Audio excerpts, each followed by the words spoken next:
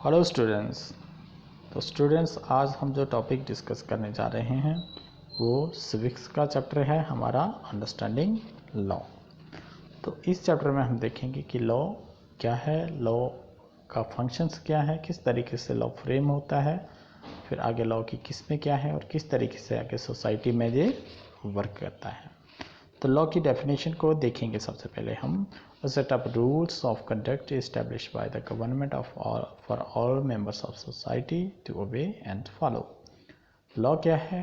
A set of rules है जो कि गवर्नमेंट के द्वारा इस्टेब्लिश किए जाते हैं, फ्रेम किए जाते हैं अपनी जो सोसाइटी है उनके मेंबर्स के लिए, ताकि वो उसको फॉलो करें और इनको ओबे करें for the smooth functioning of the government और सोसाइटी।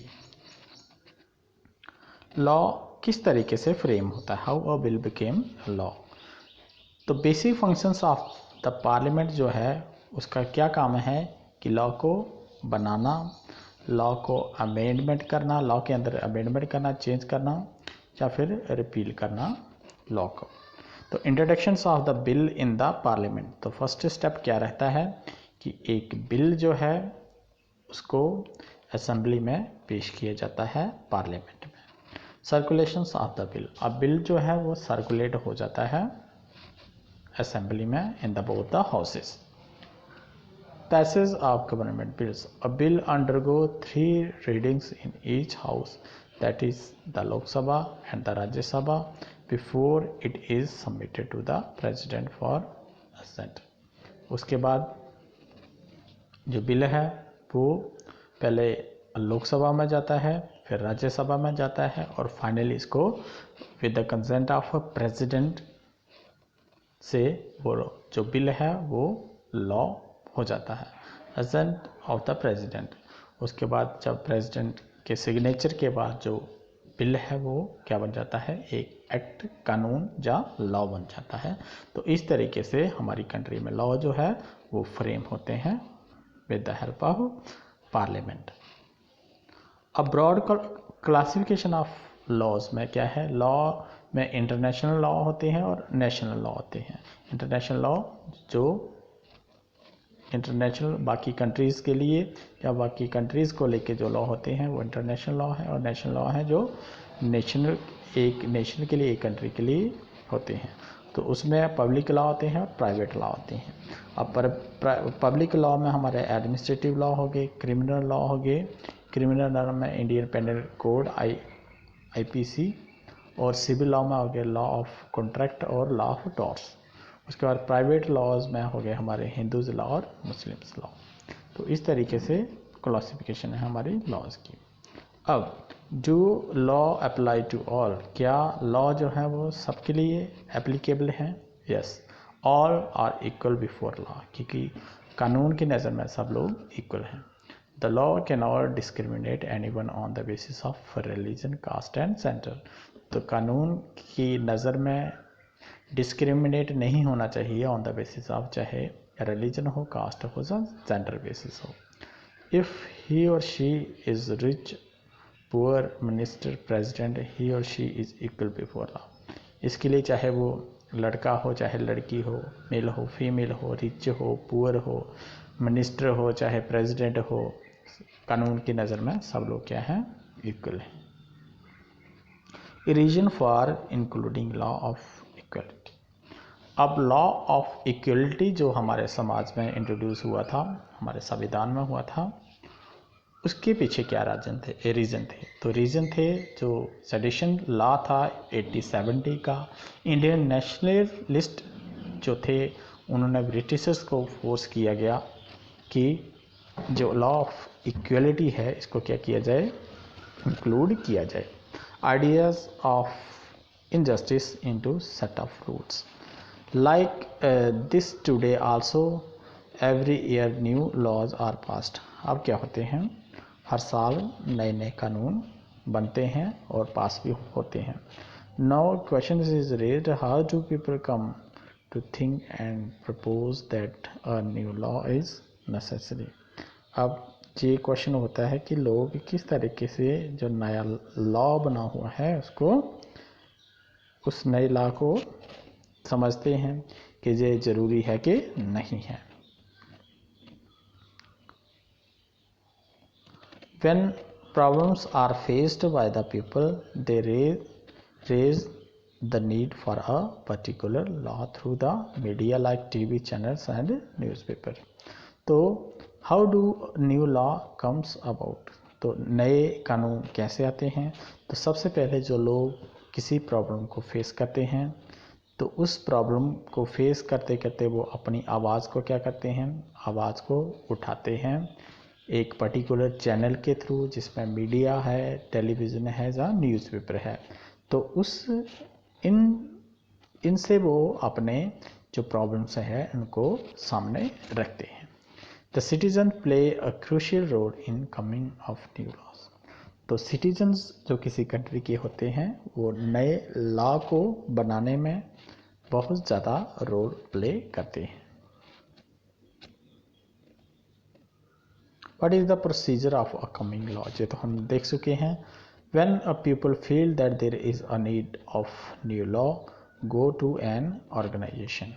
फिर क्या है, जब लोगों को लगता है कि अब यहाँ पे एक नए कानून की ज़रूरत है तो वो किसी ऑर्गेनाइजेशन के पास जाते हैं। Then several organization discuss on the complaint and then prepare a draft of law.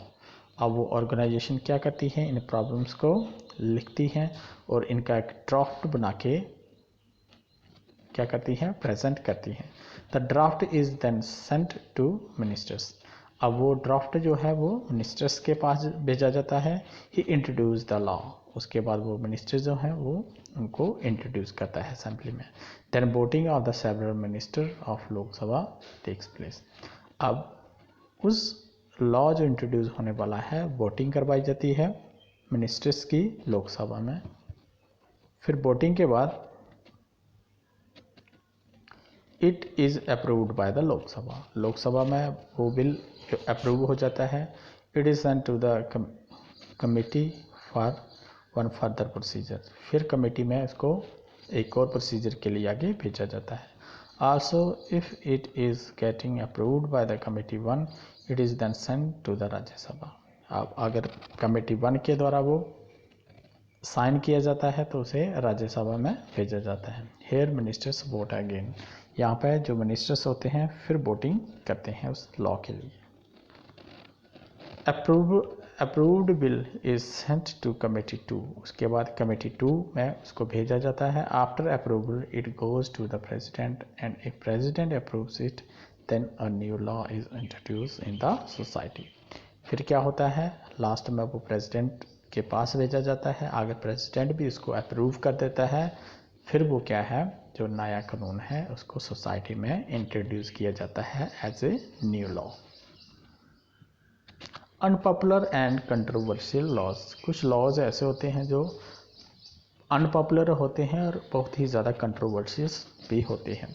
The controversial law, some of this laws में be unaccepted to the people because they could feel law as unfair and harmful.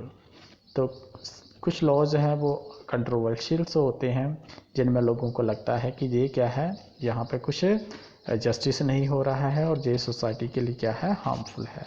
So they might criticise this law and when a large number of people criticise a law it changes. उसके बाद जब बहुत सारे society के लोग किसी particular law को क्या करते हैं, क्रिटिसाइज़ करते हैं, तो लगता है कि ये लॉ सही नहीं है, फिर उस लॉ को चेंज किया जाता है। If any law is not in favour of any group and ignores the others it is controversial law. फिर क्या होता है कि कभी कभी क्या होता है कि कुछ लॉज ऐसे होते हैं जो किसी पर्टिकुलर ग्रुप को क्या करते हैं, फेवर नहीं करते हैं, या किसी ग्रुप को क्या किया जाता है, उस लॉ के अकॉर्डिंग टू इग्नोर किया जाता है।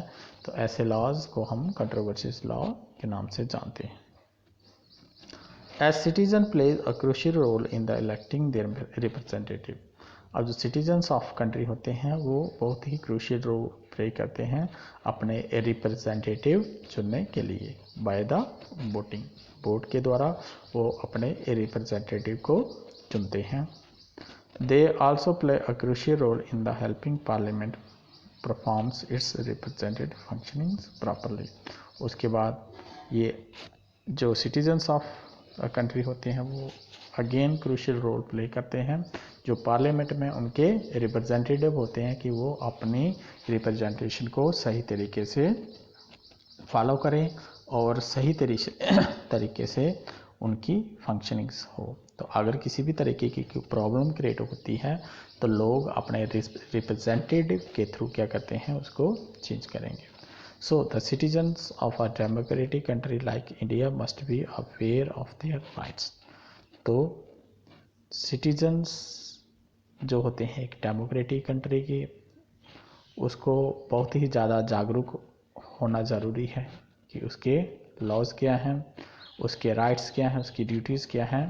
तब जाके जो समाज है, जो सोसाइटी है, वो क्या होगी, इम्प्रूव होगी, इंटेलेक्चुअल होगी। और तब हमें पता चलेगा कि जो लॉज हैं वो किस तरीके से हमारे लिए फ़ायदेमंद है।